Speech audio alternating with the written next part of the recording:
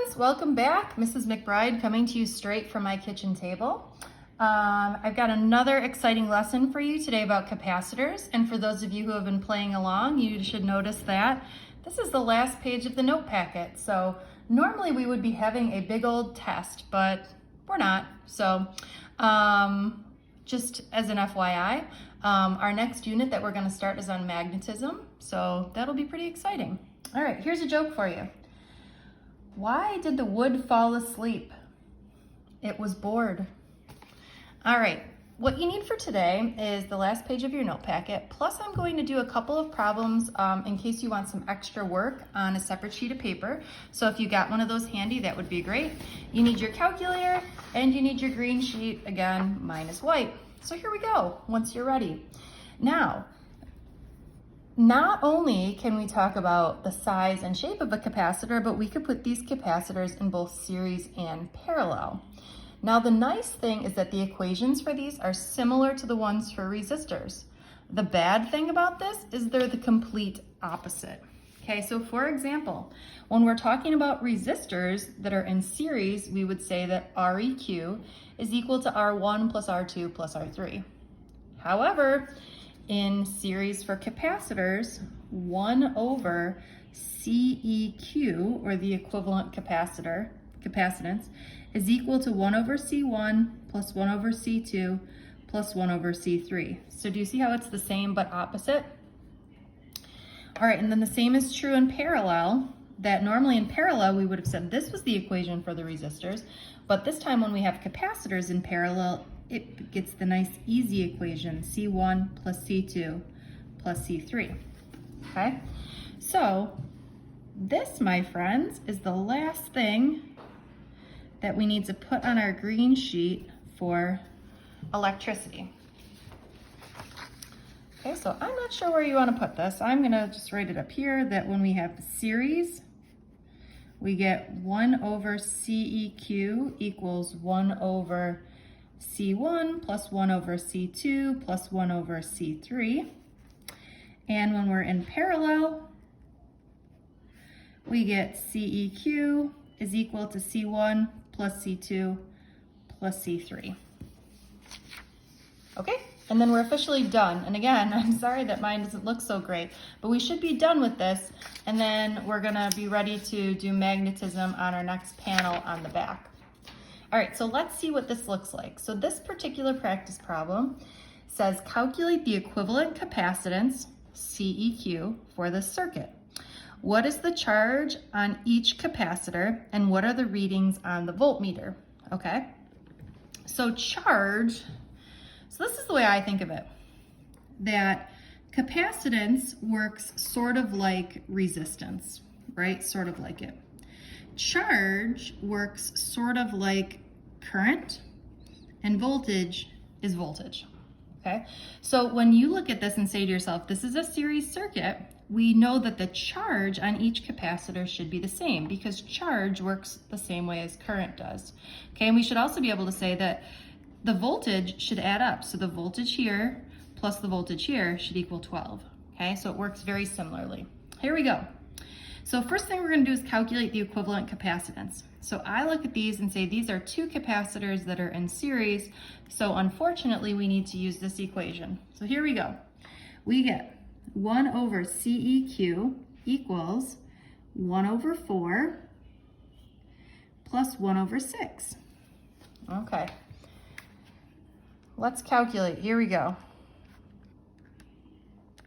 I had this in scientific notation. I will take that up. 1 over 4 plus 1 over 6 gives me this number. And then you're saying, hey, that's not the right number. I still need to do 1 divided by that to get the correct answer. Okay, so for me, the CEQ, or equivalent capacitance, is 2.4.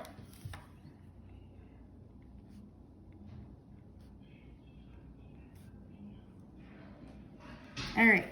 The second thing it wants to know is what is the charge on each capacitor, okay?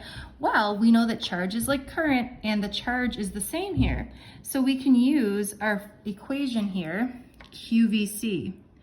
Q equals VC. Now, just in the same way that we made V equals IR into VT, IT, REQ, we're going to do the same thing here. QT, VT, and CEQ. So we're really looking for what is the charge. So we're looking for this QT, the total charge, just like we would find the total current. The total voltage is 12, and CEQ we just found to be 2.4. Okay? The only problem here is that this is 2.4 microfarads, so we need to throw in an e to the negative 6.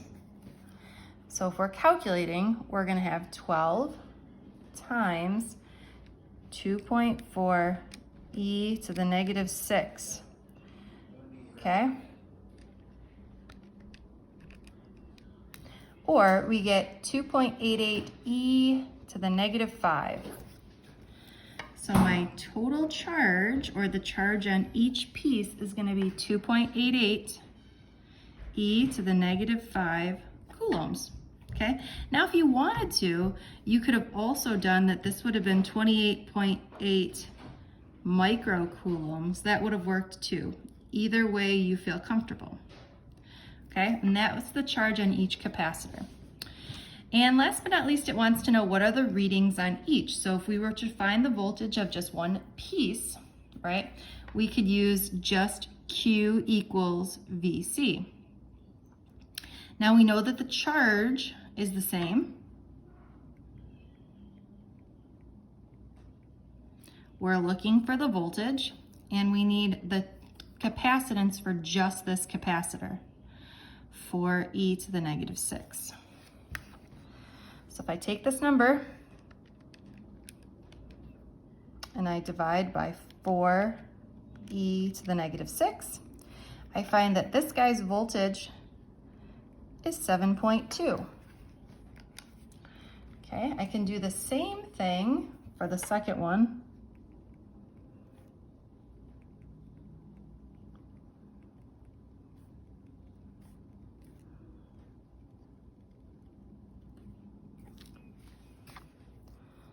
.88 e to the negative 5 divided by 6 e to the negative 6, and I should find that 4.8 volts is the voltage. And very nicely, 7.2 plus 4.8 is equal to 12. Okay, if you're feeling good, go ahead and stop the video now. If you're thinking to yourself, gee, I wish I had some extra practice, please stay with me. So here we go. I've got 2 problems for you today. Problem number 1 is just taking a look and seeing if we can find the equivalent capacitance here when we've got sort of a mess of capacitors. What I'd like you to do is pause the video and go ahead and copy this down on a separate sheet of paper. Okay, then we'll take a look at this one where not only are we finding CEQ, but we'll also find the total current.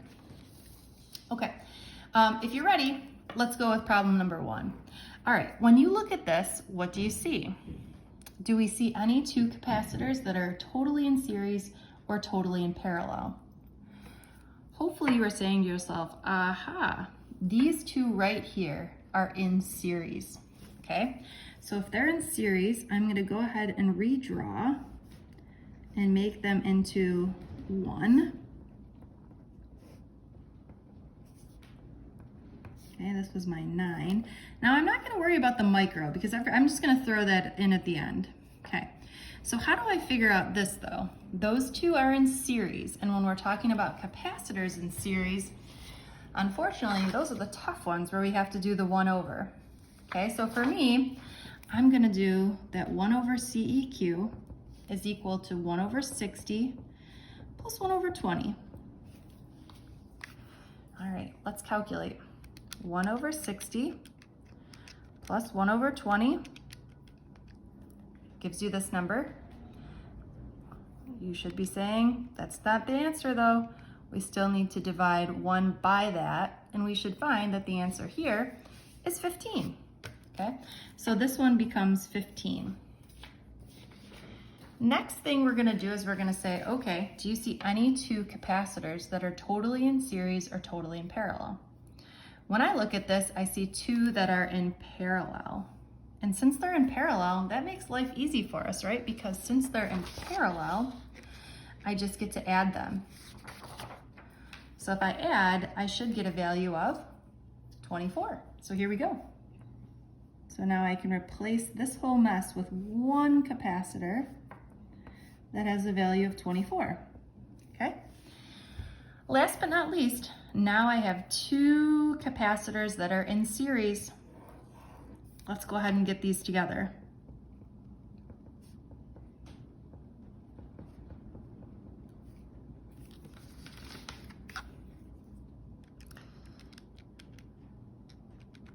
When I'm doing problems like this with my son, he always likes to pause and do them on his own and then check his fast forward and check his work. So if you're like one of those people like Nate, hopefully you'll be happy to know that the correct answer is 8. So the equivalent capacitance here, or if I were to replace this whole mess with one capacitor, it would have a value of 8 microfarads. Okay. Let's go on to the second problem. Or if you're feeling good, don't. It's up to you. Or if you're feeling like Nate, please go ahead and pause the video, fast forward, and join me for the answer. All right, so what this problem wants us to do is find the equivalent capacitance and this total charge, okay, which is, remember, sort of like the total current. All right, what do you see here, friends? I am looking at this here. Now there's two different ways you could go, but I always think the parallel is easier, so I'm gonna do that first. Actually, you know what? Let's go ahead and we're gonna do this all together. So first thing we'll do is we'll redraw. We're gonna fix this one in a second here. But this one is easy. Since these two are in parallel, we know that capacitors in parallel are going to add together. Okay, and I'm going to make that this is 3 microfarads. I'm just gonna keep the micro going here. Now this one, these two are in series, okay? So since they're in series, we need to do 1 over.